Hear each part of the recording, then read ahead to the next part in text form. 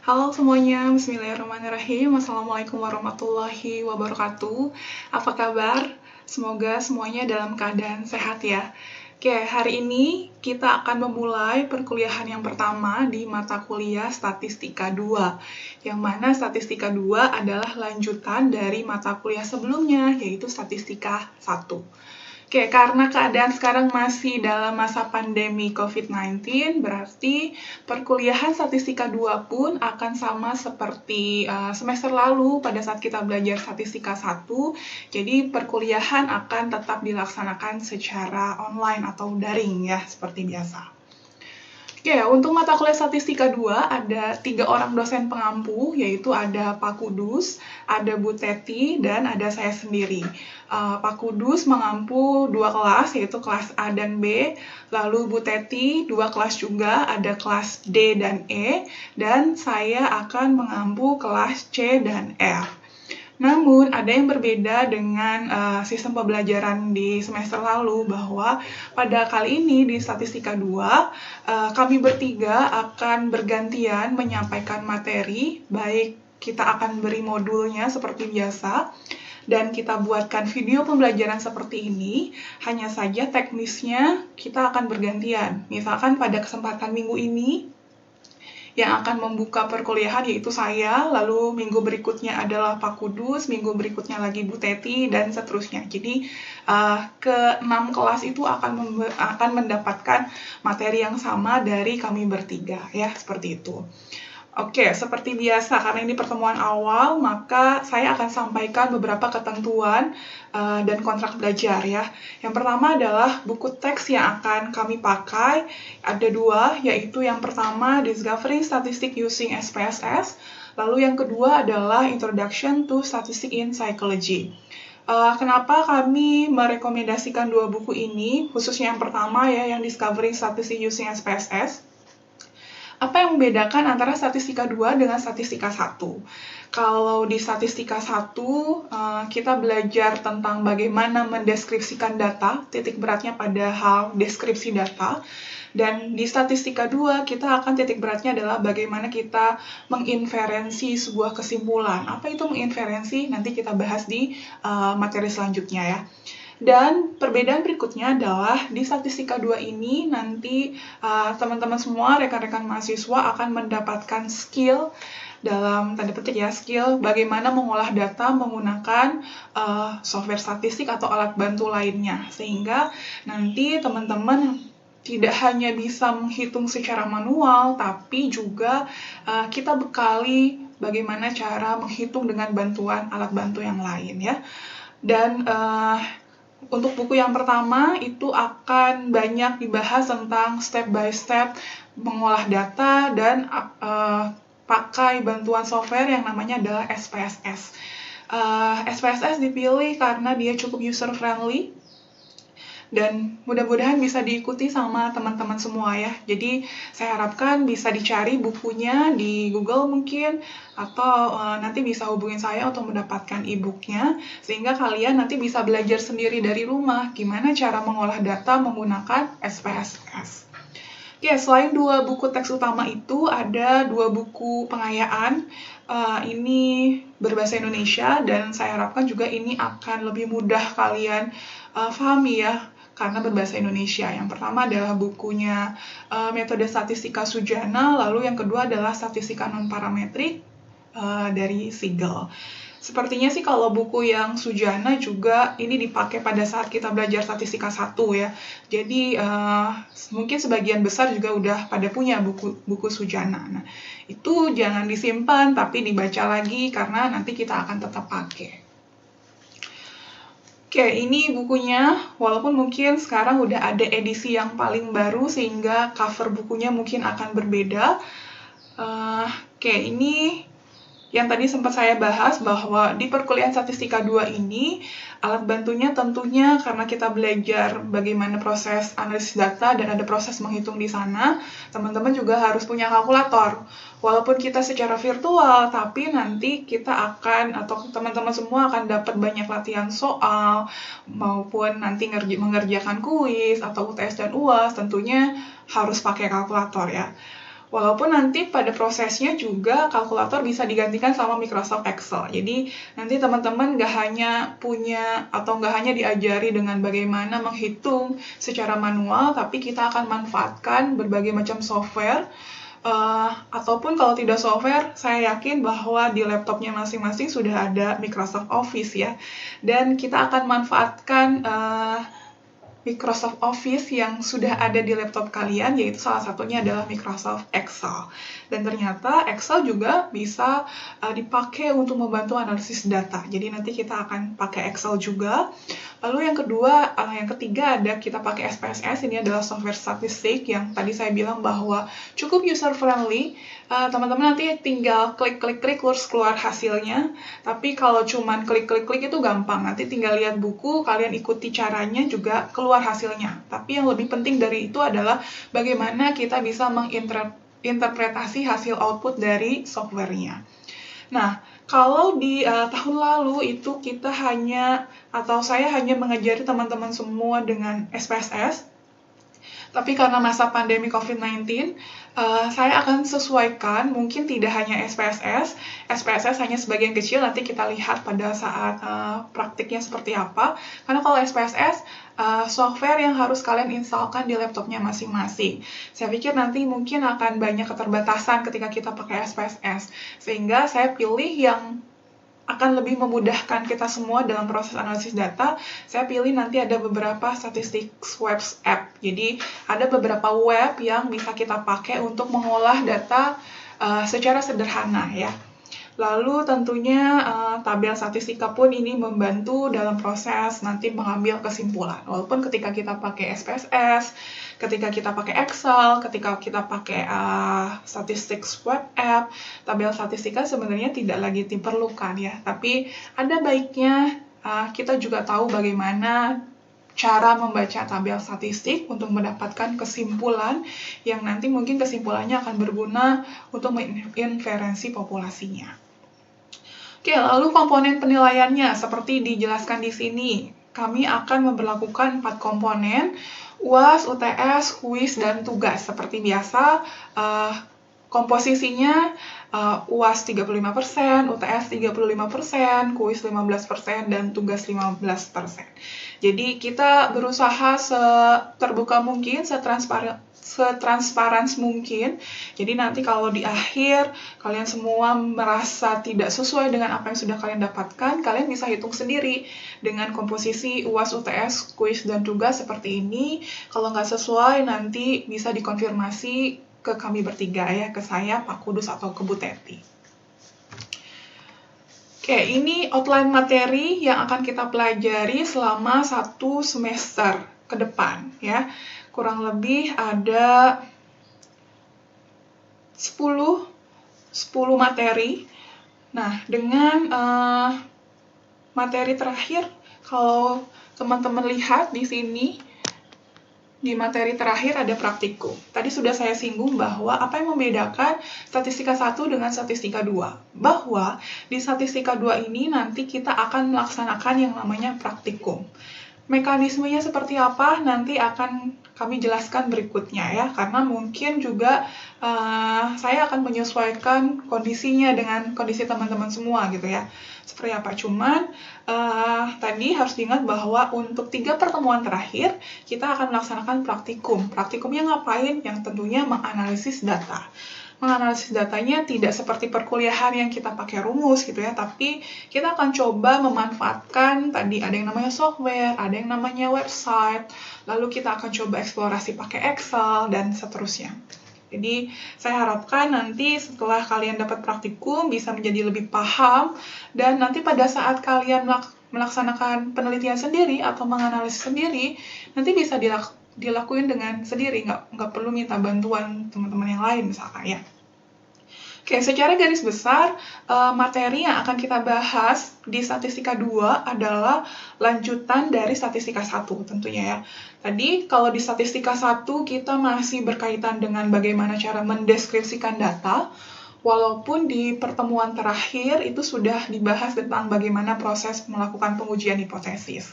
Nah, di statistika 2 kita akan ulang lagi bagaimana proses melakukan pengujian hipotesis.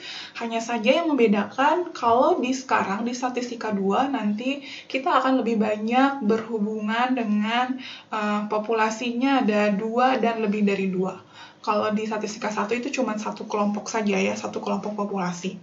Tapi kalau sekarang di statistika 2, kita akan berhadapan atau kita akan banyak membahas tentang bagaimana melakukan proses pengujian hipotesis untuk 2 sampel atau 2 populasi.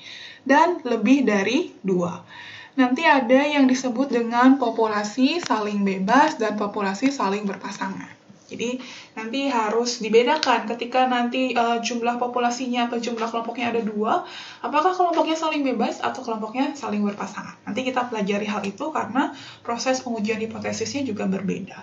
Plus nanti bagaimana menganalisis ketika berhadapan dengan yang lebih dari 2 kelompok. Di sini ada beberapa kelompok, ada beberapa proporsi, ada beberapa rata-rata.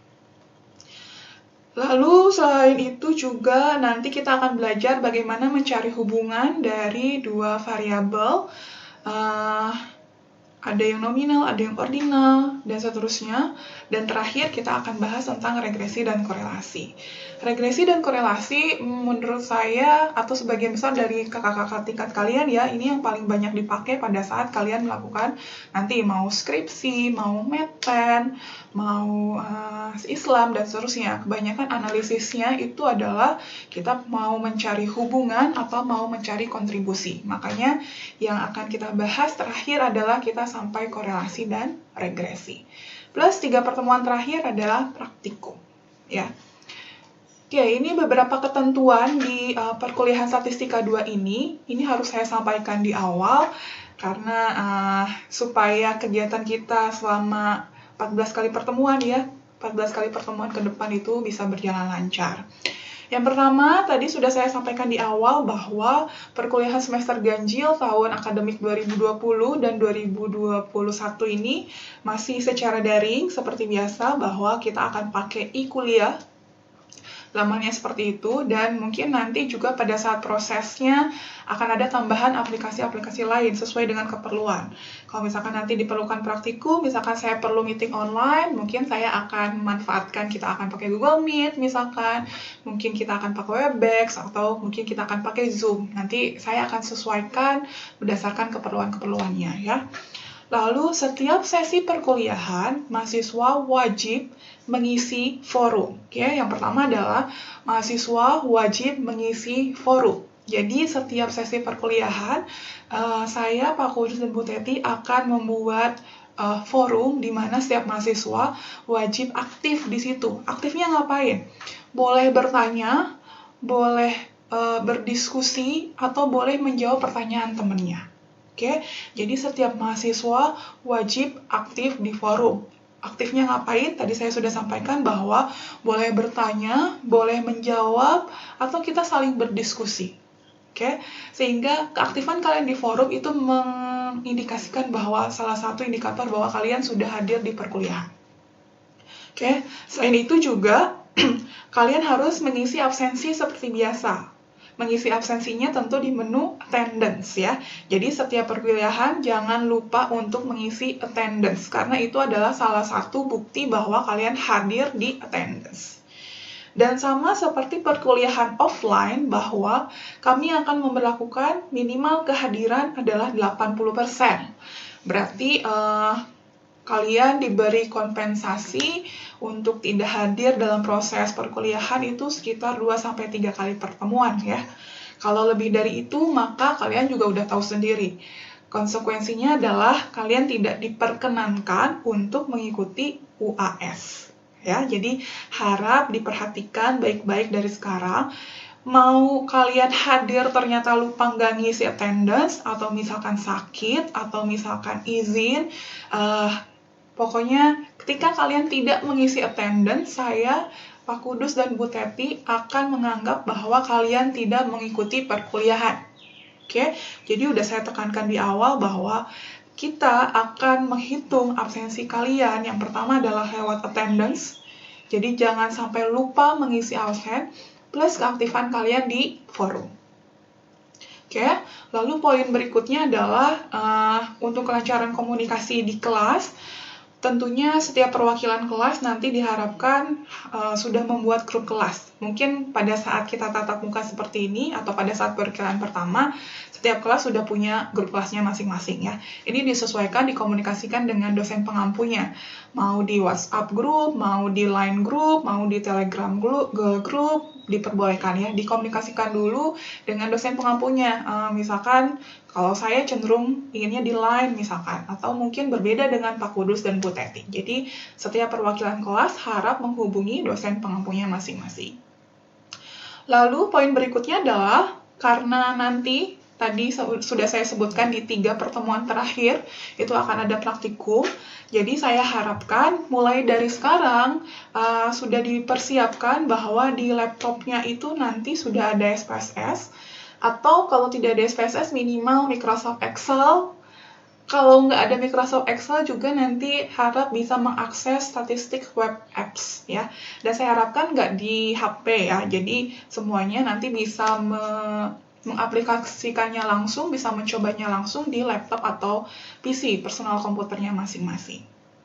Dan konsekuensinya adalah karena ada praktikum, maka nanti kegiatan praktikum ini akan dikenakan biaya.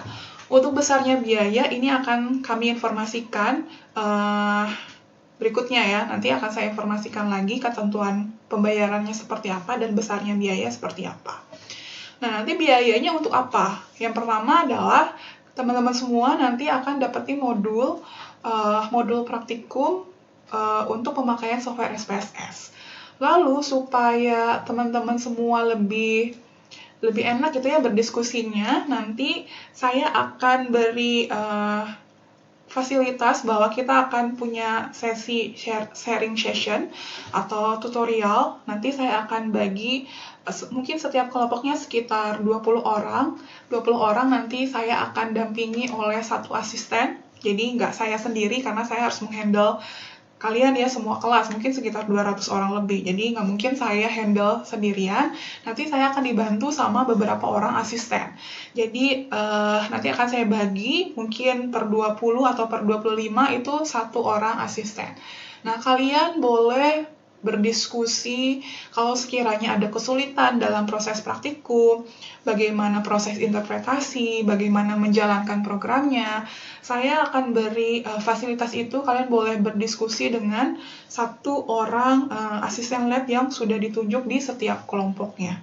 Jadi nanti akan saya buatkan seperti sharing session gitu ya, mungkin nanti akan meeting online. Kalian boleh sharing apapun di situ kalau sekiranya kesulitan, misalkan nanti kesulitan dalam proses install SPSS, atau bingung atau lupa lagi ini ngekliknya apa, dan sebagainya ya. Kesulitan-kesulitan yang dihadapi nanti boleh berdiskusi dengan asisten labnya. Tapi kegiatan ini sekali lagi akan berlaku atau akan berlangsung di 3 pertemuan terakhir sebelum UAS. Oke, semoga bisa difahami. Kalau misalkan nanti ada ketentuan-ketentuan yang belum saya cantumkan di sini, saya akan, kami bertiga, saya Pak Kudus dan Bu Teti akan sampaikan di grup kelasnya masing-masing. Oke, di pertemuan pertama karena ini masih pemanasan, dan kalian juga mungkin udah rehat ya kemarin 1 bulan lebih, mungkin rehat dari kuliah statistika 1, maka saya hari ini mau mereview dulu supaya kalian yang lupa-lupa itu bisa ingat apa sih yang dipelajarin di statistika 1 kemarin dan yang akan kita pelajari di statistika 2. Jadi saya mau overview dulu statistika 1 dan statistika 2 yang sekarang. Oke, ini harus saya ingatkan berkali-kali. Kenapa? Karena ini menjadi sebuah kunci ketika kalian mau memulai menganalisis data. Pada saat kita punya data, maka hal pertama yang harus kita bisa identifikasi adalah skala pengukuran data. Oke, skala pengukuran data ada 4. Ada 4 ya. Yang paling rendah itu yang mana? Yang paling rendah adalah nominal. Yang paling rendah adalah nominal, lalu berikutnya adalah ordinal, baru interval, dan yang paling tinggi adalah rasio. Untuk memudahkan supaya kalian gampang untuk mengingat, saya sudah memudahkan ini. Saya akan bagi dua, ada yang variabel kategori, ada yang variabel numerik. Ketika kita punya variabel atau kita punya data, kita akan lebih mudah mengidentifikasi dia variabelnya kategori atau numerik. Artinya apa? Apakah data yang saya punya itu bisa saya tuliskan dalam bentuk angka atau tidak? Sederhananya seperti itu. Kalau bisa, berarti itu masuk ke kategori numerik. Yang ini ya. Ini berarti angka. Kalau ini berarti selain angka ya, yang kategori. Contoh, misalkan saya punya data atau variabel mengenai jenis kelamin. Jenis kelamin itu saya tuliskan dalam bentuk angka atau tidak? Data mentahnya kalau jenis kelamin pasti berupa laki-laki dan perempuan. Ya, itu bukan angka. Sehingga kalau laki-laki sama perempuan berarti masuk ke kategori yang ini ya. Variabel kategorial. Kategorinya apa? Laki-laki dan perempuan. Sehingga ketika kita punya variabel atau punya data yang variabelnya kategorial, skala data yang memungkinkan ada dua, ada nominal dan ada ordinal. Supaya kalian nggak lupa, apa yang membedakan nominal dengan ordinal? Keywordnya adalah kalau di ordinal dia punya urutan, punya ranking. Itu adalah keywordnya. Kalau ordinal dia punya urutan, punya ranking, punya peringkat. Kalau nominal berarti tidak. Contoh, misalkan kalau yang ordinal, tingkat pendidikan. Tingkat pendidikan, saya biasanya entrikan atau kalian misalkan nanya, nyebar kuesioner, salah satu variabel demografinya adalah tingkat pendidikan, misalkan tingkat pendidikan terakhir, pasti responden jawabannya kan macam-macam ya. Ada yang SMA, ada yang S1, ada yang S2, dan seterusnya. Apakah ini dalam bentuk angka? Tentunya enggak. Ini dalam bentuk kategorial. Apakah kategori ini dia punya urutan? Atau punya peringkat, artinya misalkan apakah SMA itu lebih tinggi dibanding SMP, apakah S1 itu lebih tinggi daripada SMA, dan seterusnya. Kalau iya, berarti kita masukkan dia dalam skala ordinal. Kalau tidak, berarti skalanya nominal. Kalau tadi gender, apakah gender punya urutan? Apakah laki-laki lebih tinggi dibanding perempuan? Peringkatnya? Enggak juga ya. Kalau tidak punya berarti gender termasuk skala yang nominal. Gitu. Lalu berikutnya, ketika datanya adalah berupa data numerik, yang memungkinkan adalah kalau dia tidak skalanya interval, itu pasti rasio. Oke. Di sini yang membedakan adalah kita lihat titik nolnya. Ya, ini saya cuma mengulang apa yang sudah kita pelajari di statistika 1. Kalau di rasio, karena dia skala pengukuran paling tinggi, berarti dia punya makna titik nolnya adalah mutlak. Oke, mutlak itu secara sederhana kalau kita konversi ke dalam bentuk apapun, nilainya nggak akan berubah. Oke, jadi kalian harus bisa membedakan setiap kita punya variabel, kita identifikasi dulu. Tadi yang memudahkan adalah variabelnya berupa kategorial atau numerik ya. Setelah kita bisa mengidentifikasi dua jenis variabel ini, nanti kita bisa mengidentifikasi skala pengukuran datanya. Nominal, ordinal, interval, rasio. Kenapa ini kita harus tahu di awal? Karena skala pengukuran data akan sangat berpengaruh ke dalam pemilihan analisis data. Salah menentukan jenis analisis data, tentunya nanti endingnya kesimpulannya juga akan keliru.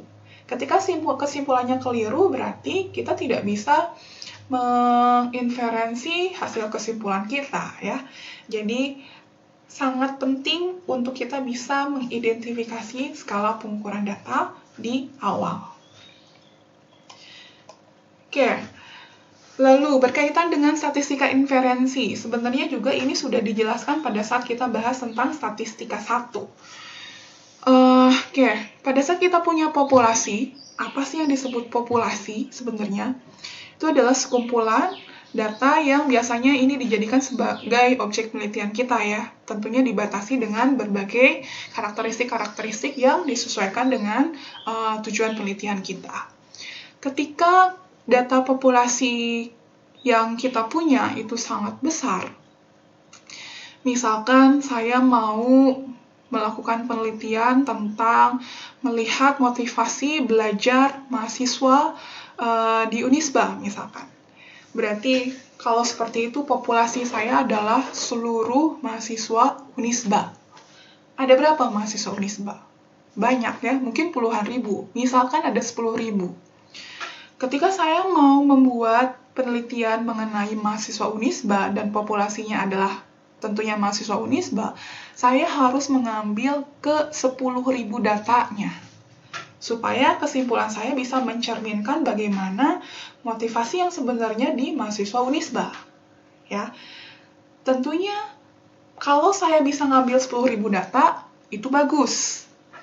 Tapi tentunya saya punya keterbatasan. Misalkan, saya terbatas dalam sisi waktu, saya terbatas dari sisi biaya, lalu saya tidak punya banyak sumber daya untuk bisa ngambil datanya, dan seterusnya, sehingga saya tidak mampu mengambil 10.000 datanya.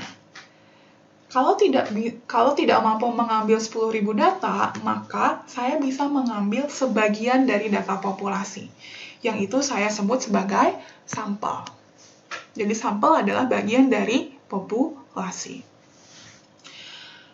Oke, misalkan dari 10.000 itu saya akan ngambil 1.000 atau 100 deh. Dari 10.000 itu saya ngambil 100 data sampel. Lalu saya olah, saya analisis. Kesimpulannya, saya misalkan dapatlah motivasi dari 100 orang itu tinggi. Misalkan ya, motivasi belajar dari 100 orang mahasiswa yang saya jadikan sampel adalah tinggi. Pertanyaannya, tinggi itu berlaku untuk 100 orang atau berlaku untuk 10.000 orang? Kalau saya berlakukan untuk 100 orang, berarti saya melakukan pendeskripsian data di situ. Oke? Tapi, kalau saya ingin 100 orang ini berlaku juga untuk 10.000 orang, maka saya harus melakukan inferensi. Artinya adalah kesimpulan dari 100 orang ini menggambarkan si 10.000 orang yang tadi populasi saya. Apakah bisa seperti itu? Jawabannya bisa. Tapi syaratnya apa? Syaratnya adalah proses pengambilan sampelnya harus dilakukan secara benar. Oke, salah satunya adalah kita waktu itu mempelajari ada yang namanya sampling. Ya, oke, sebelum ke situ, tadi apa yang membedakan antara statistika deskriptif dengan inferensi? Kalau deskriptif, namanya juga deskriptif, artinya hanya mendeskripsikan, hanya menjelaskan dari mana sih data itu berasal. Kalau tadi saya ngambil dari 100, saya melakukan deskripsi, misalkan saya mendeskripsikan respondennya ada berapa, yang laki-laki berapa, perempuan berapa, lalu dari fakultas mana saja si 100 orang itu ya.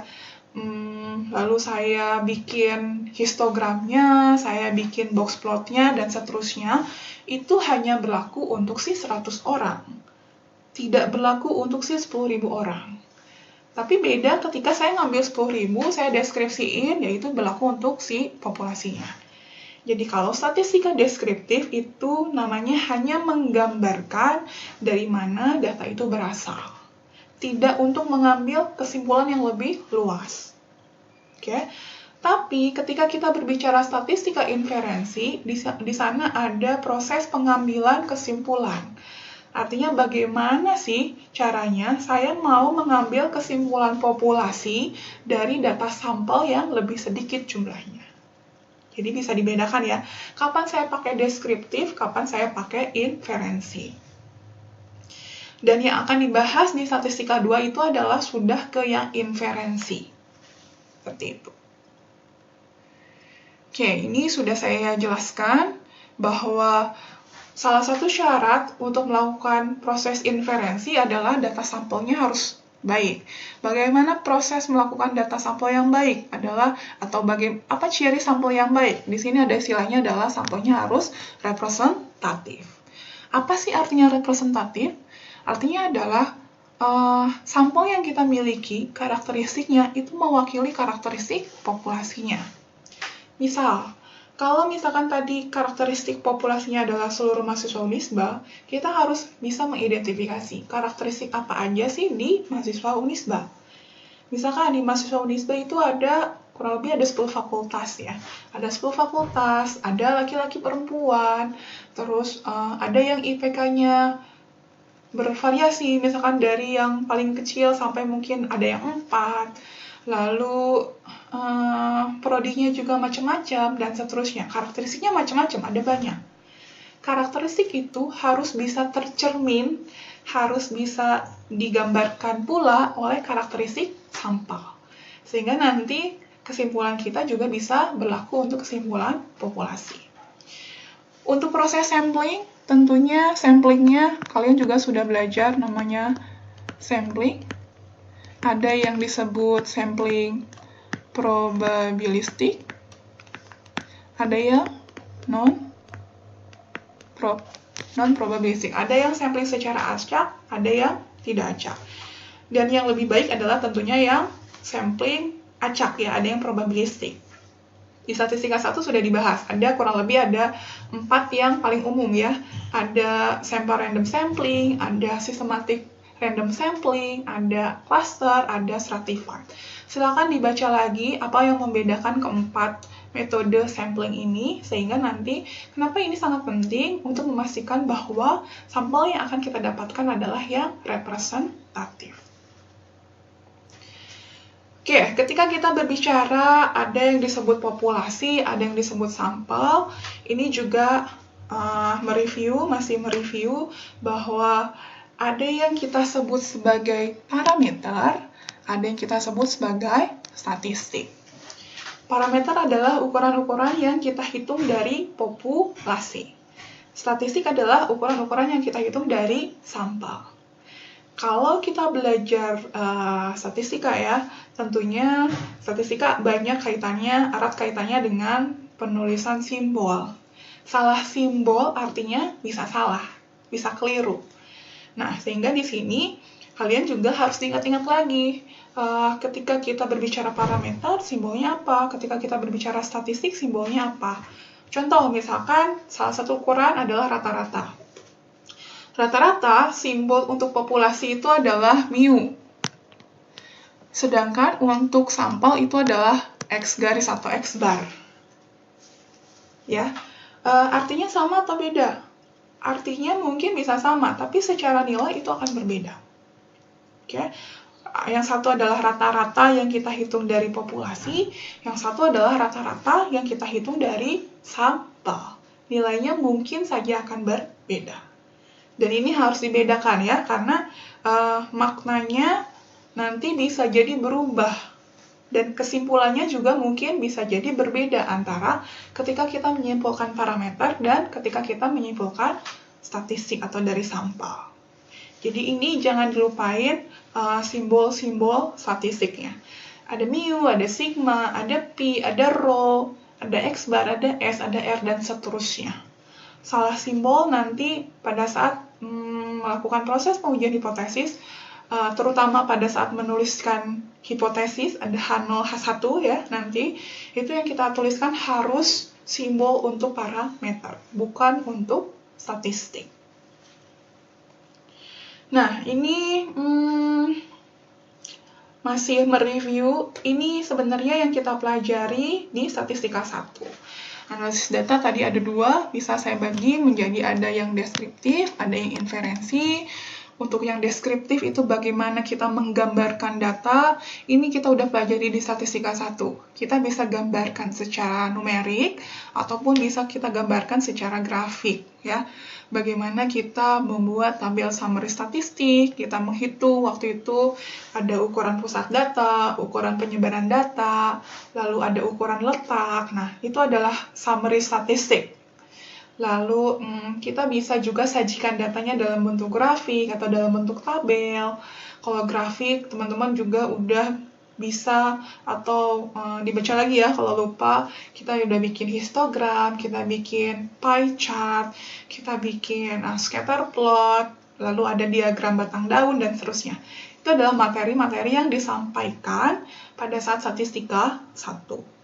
Nah, yang sekarang di statistika 2 akan banyak kaitannya ke proses inferensinya, yang tadi saya bilang. Bahwa di proses inferensi ada 2 hal yang kita bicarakan. Yang pertama adalah proses estimasi parameter, lalu yang kedua adalah proses pengujian hipotesis. Tapi untuk di kuliah hari ini, atau di kuliah statistika 2, kami akan fokus ke pengujian hipotesis. Untuk yang estimasi parameternya tidak akan dibahas secara rinci ya.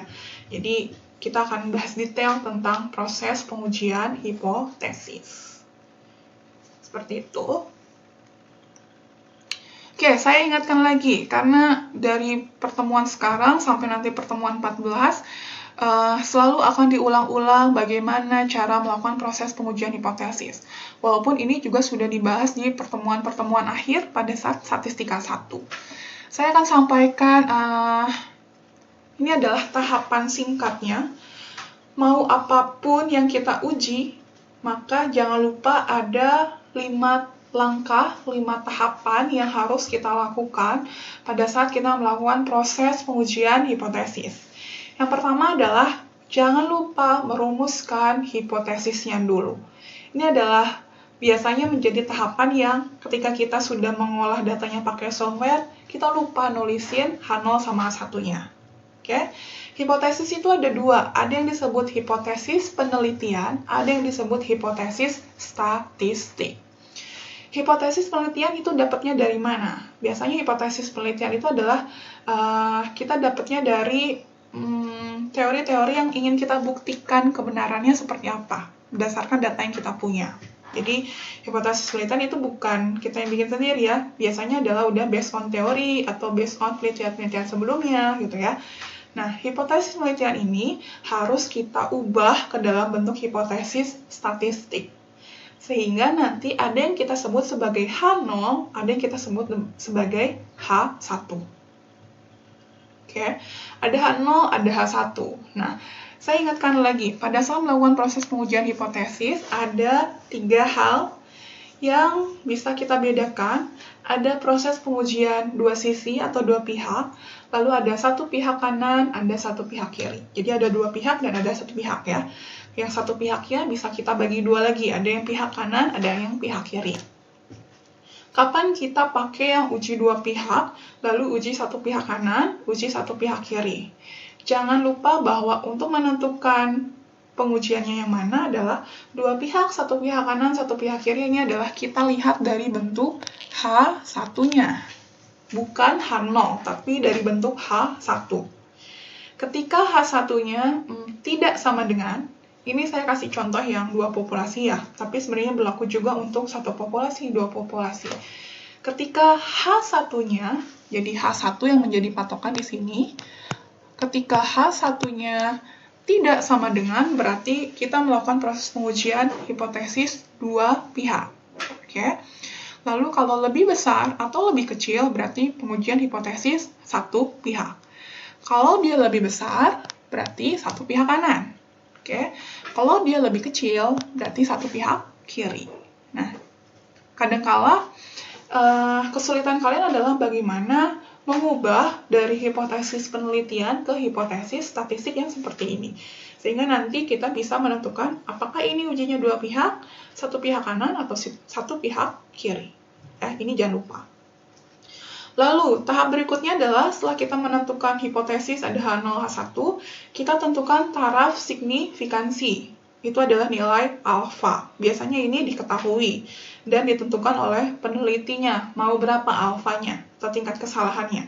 Mau 1%, mau 5%, mau 10%, ini harus kita tentukan di awal, bukan di akhir. Tapi di awal, sebelum kita melakukan proses analisis data, kita harus tentukan dulu alfa yang kita pakai itu berapa. Lalu, tahapan ketiga adalah kita menentukan nilai hitung atau nilai statistik uji. Nah, biasanya nilai ini adalah nilai yang kita dapetin dari rumus. Ini dari rumusnya. Ya, nanti rumusnya kita akan ketemu dengan rumusnya lumayan banyak ya, tergantung dengan parameter apa yang akan kita uji. Tapi mau apapun yang akan kita uji, kurang lebih tahapannya sama seperti ini. Misalkan waktu itu kita menghitung ada nilai Z hitung, ada nilai T hitung, nanti ada ketemu F hitung, dan seterusnya. Itu yang kita sebut sebagai nilai statistik uji. Nah, konsep pengujian hipotesis adalah kita bandingkan nilai statistik uji dengan nilai kritis. Tahapan yang berikutnya, yang keempat, ada nilai kritis, yaitu kita bandingkan dengan nilai tabel. Ya, makanya tadi di slide-slide awal alat bantunya adalah salah satunya tabel statistik. Jadi, misalkan ketika saya menghitung uji hipotesis rata-rata untuk satu populasi, misalkan saya akan pakai nilai Z, yaitu saya akan dapat nilai Z hitungnya, lalu saya harus bandingin dengan nilai Z tabel. Nah, itu yang disebut dengan nilai kritis. Z tabel, nilai yang kita hitung dari tabel. Tapi nanti karena kita akan banyak bermain pakai Excel, pakai software SPSS, lalu pakai statistics web apps, nanti kita nggak harus repot-repot lihat tabel lagi sebenarnya ya. Jadi kalau manual itu pakai tabel, tapi kita kalau pakai bantuan, alat bantu yang lain, kita ada istilahnya namanya p-value. Jadi kita nggak usah buka tabel, nanti kita tinggal bandingkan nilai p-value sama nilai alpha. Dan terakhir, membuat kesimpulan. Membuat kesimpulan itu adalah, tadi kita bandingin nilai tabel dengan nilai statistik uji, atau nilai p-value dengan nilai alpha, nanti membuat kesimpulan, apakah kita menerima atau menolak hipotesis yang sudah kita buat di awal. Ya, jadi kalau misalkan saking sudah mahir, misalkan ya sudah tahu nanti mau pakai analisisnya apa, langsung saja diuji pakai SPSS misalkan, tanpa kita bikin hipotesisnya dulu. Nah, nanti bingung pada saat membuat kesimpulan, karena pada saat membuat kesimpulan tentunya harus dibalikin lagi ke konteks awalnya, ke hipotesis penelitiannya apa. Ya, jadi semoga bisa difahami, ini adalah 5 tahapan secara global pada saat kita melakukan proses pengujian hipotesis. Mau apapun parameter yang kita uji, kurang lebih 5 tahapan ini nggak akan berubah. Paling nanti akan ada perubahannya di poin ke-3, yaitu pada saat menentukan nilai statistiknya. Nanti ini akan berubah-ubah, rumusnya tergantung analisis apa yang akan kita analisis ya. Nah, ini adalah resume dari jenis analisis apa yang akan kita pelajari selama 1 semester atau 14 kali pertemuan ke depan. Ada yang disebut analisis parametrik, ada yang disebut analisis non-parametrik. Ini nanti akan bergantung pada level of measurement atau yang tadi kita sebut sebagai skala pengukuran data. Tadi sudah saya jelaskan bedanya apa ya. Jadi sangat penting buat kita untuk bisa mengidentifikasi data kita skalanya apa. Karena itu menentukan nanti kita pakai analisisnya apa. Lalu sampel karakteristiknya ada one sample, ada two sample, ada k-sample. Kalau one sample ini udah dibahas pada saat statistika 1. Jadi untuk yang sekarang yang akan kita bahas adalah yang ini. Sampai ke correlation. Ya. Tabel ini berguna nanti pada saat kalian harus menentukan saya mau pakai analisisnya apa. Karena macamnya banyak nih. Kayak misalkan saya mau menghitung korelasi, misalkan saya mau mencari hubungan antara dua variabel, misalkan motivasi dengan prestasi. Motivasi belajar dengan prestasi belajar sebenarnya ada hubungan atau enggak ya? Nah, yang pertama adalah kita harus menentukan dulu skala dari motivasi dan skala dari prestasi itu apa? Nominal, ordinal, interval, atau rasio. Kalau misalkan skalanya adalah interval atau rasio, maka jenis korelasi yang harus kita pakai adalah Pearson. Tapi kalau misalkan skalanya adalah ordinal atau nominal, maka jangan Pearson yang kita pakai, tapi harus kita pakainya adalah Spearman. Ya, jadi dua analisis ini tujuannya sama untuk mencari korelasi atau keeratan hubungan di antara dua variabel, tapi metodenya berbeda karena akan bergantung dari skala pengukuran data. Ya, jadi seperti itu. Lalu tadi ada yang parametrik, ada yang non parametrik. Ini sebenarnya udah sempat disinggung juga di statistika 1 bahwa kalau parametrik biasanya dipakai ketika skala datanya adalah interval atau rasio. Plus, biasanya kalau parametrik ada beberapa asumsi yang harus kita penuhi. Salah satunya yang paling umum, misalkan asumsi normalitas data. Apakah datanya mengikuti pola distribusi normal atau tidak? Kalau misalkan tidak, maka jangan kita paksakan pakai yang parametrik, tapi kita harus pakai yang statistika non-parametrik. Ya. Untuk proses pengujian normalitas data juga sudah dibahas di statistika 1 ya. Ada uji Kolmogorov-Smirnov ya. Jadi balik lagi ketika kita belajar statistika 2, jangan dilupain materi-materi yang sudah kita bahas di statistika 1 karena itu saling berkaitan. Ketika kita nggak paham apa yang kita pelajari di statistika 1, kesulitan nanti untuk mengikuti materi-materi di sini ya. Jadi saya harapkan catatannya dibuka lagi, bukunya dibuka lagi, dibaca-baca lagi, dipelajari lagi sebelum kita mulai bahasan di statistika 2 ini. Oke, ini beberapa tadi saya sempat singgung ada statistik web apps.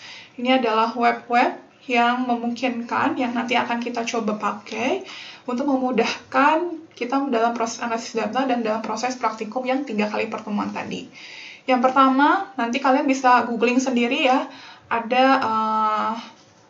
social science statistik, ini yang pertama, nanti kalian bisa cek, buka sendiri, itu websitenya, lalu nanti bisa ke Langtest, nanti bisa ke Calculators Sub,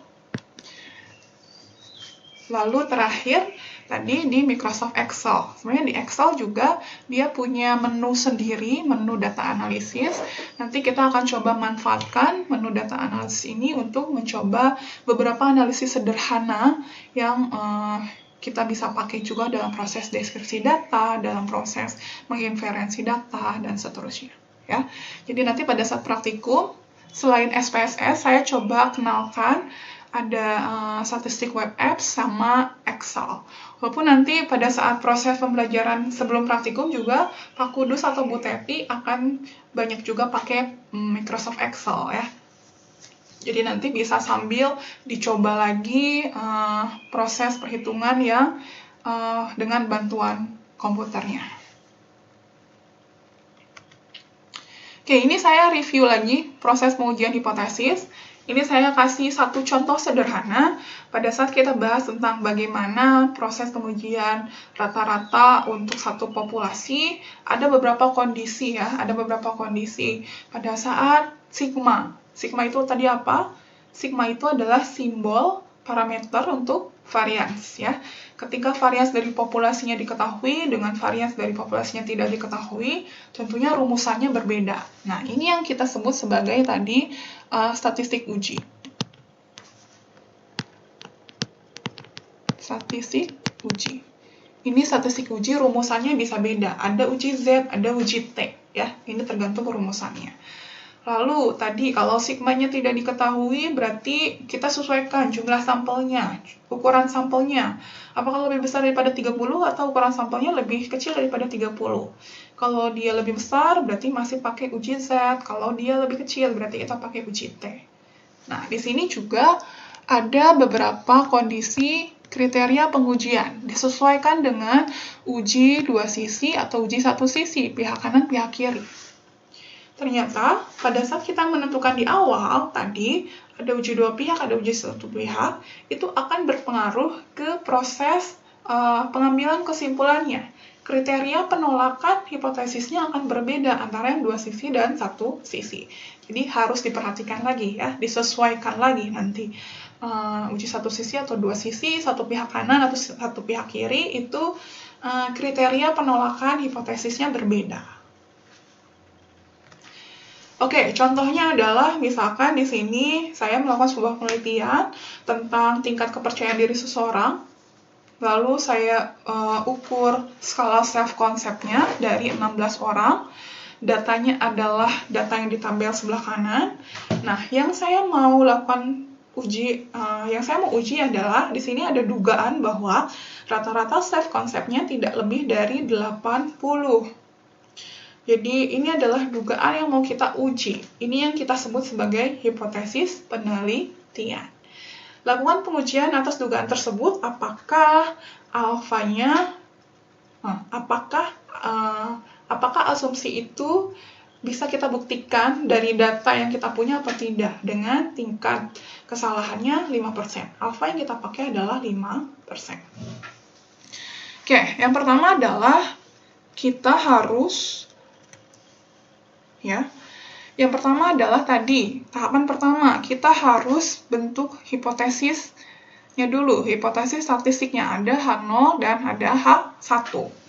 Apa yang kita uji di sini? Di sini yang kita mau duga adalah dia kasih keywordnya, rata-rata. Rata-rata. Yang kita tuliskan di H0 atau H1 itu adalah simbol untuk parameter.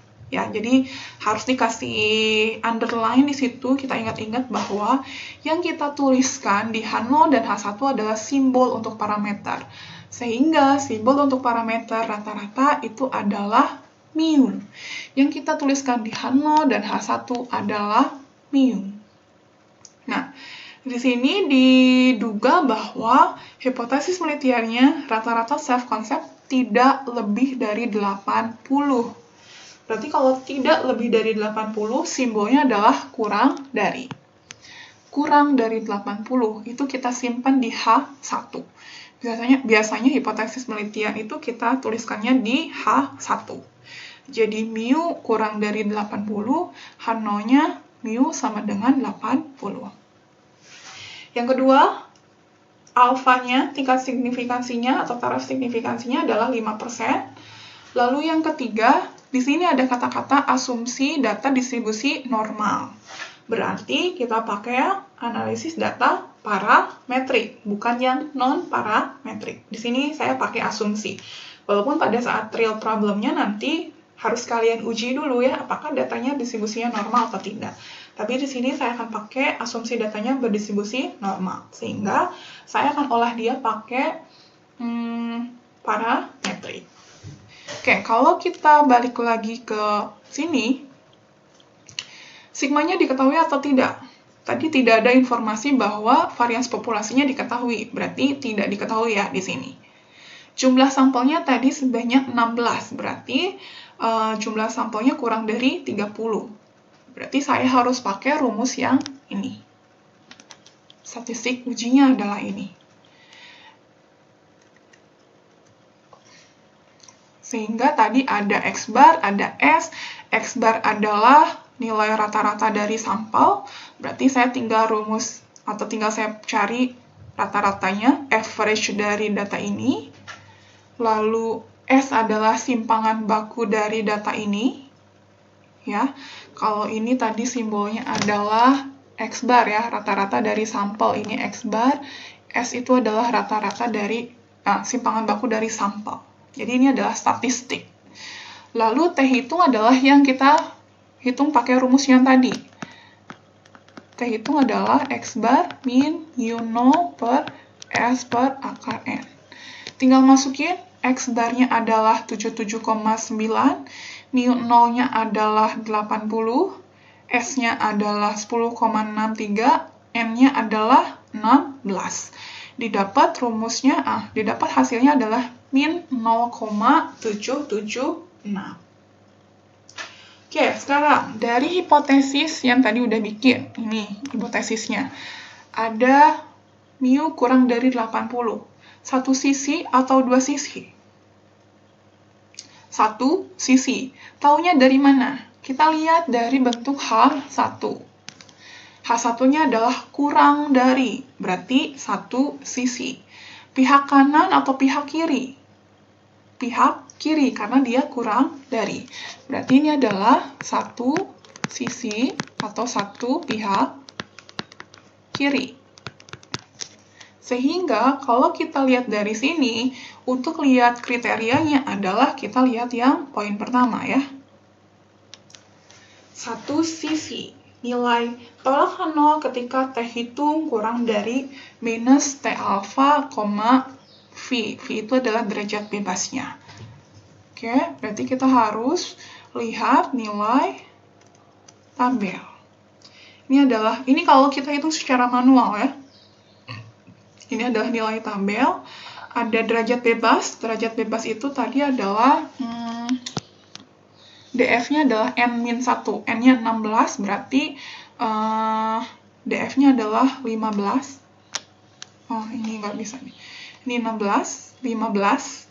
Nah, di sini ada one tail, ada two tail. Kita pilih yang one tail karena kita satu sisi. Alfanya tadi 5%. Berarti alfa 5%. Ini ya, alfa 5%. One tail 0,05. Berarti T tabelnya adalah min 1,753. 1,753. Karena tadi berdasarkan ini harus ada minusnya nih. Berarti kita tambahin minus. Berarti T tabelnya adalah minus 1,753. Oke, kita udah dapat nilai kritis dari tabel. Nanti kita bandingkan nilai hitung dengan nilai tabel. Tadi tolak H0 ketika nilai T hitungnya lebih besar dibanding dengan, saya kebaliknya, lebih kecil ya.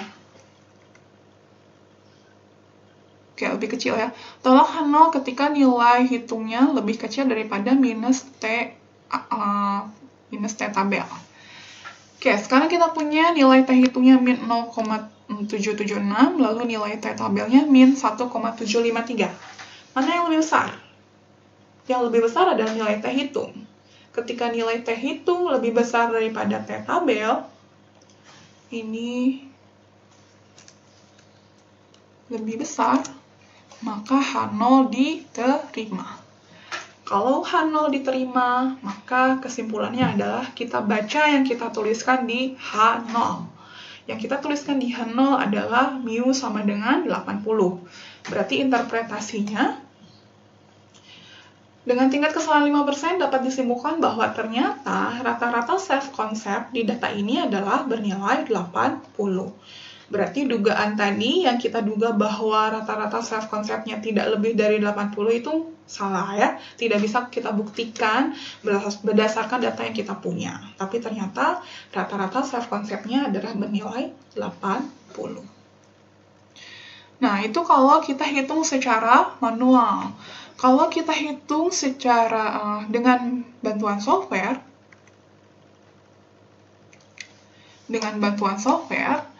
misalkan yang saya pakai adalah SPSS, saya akan punya output SPSS seperti ada di layar kanan kalian ya, di situ. Ini adalah output SPSS-nya.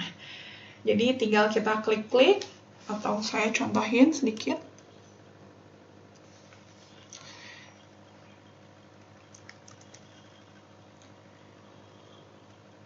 Nanti kita akan banyak latihan pada saat praktikum ya. Ini saya kasih tahu sedikit saja dulu, kurang lebih bentukannya kayak apa sih kalau kita ngolah data pakai software.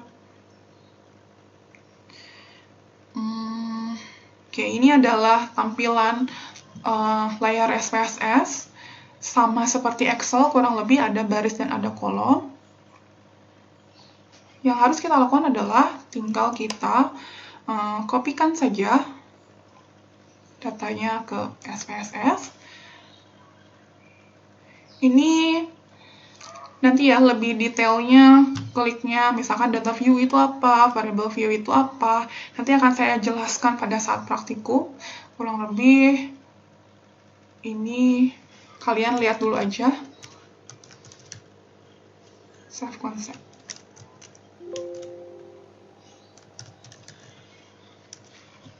Oke, caranya adalah nanti tinggal kalian klik saja compare miss, lalu one sample t-test, masukkan datanya. Ini adalah 80, karena tadi kita mau ngujinya apakah rata-ratanya lebih kecil daripada 80 atau tidak.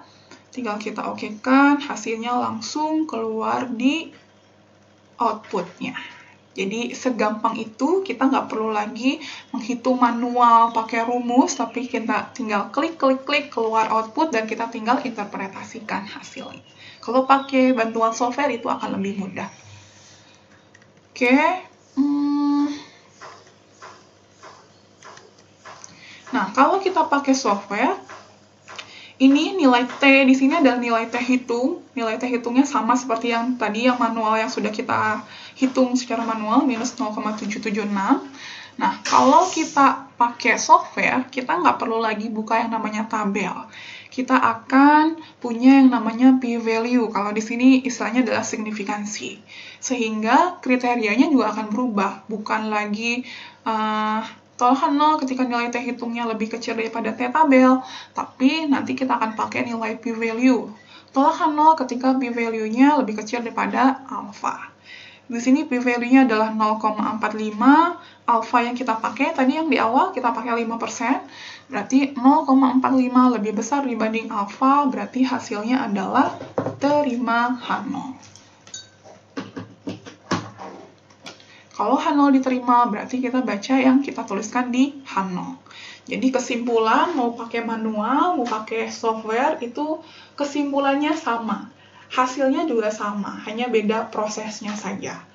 Tapi ketika kita pakai software, kalau software namanya juga alat ya.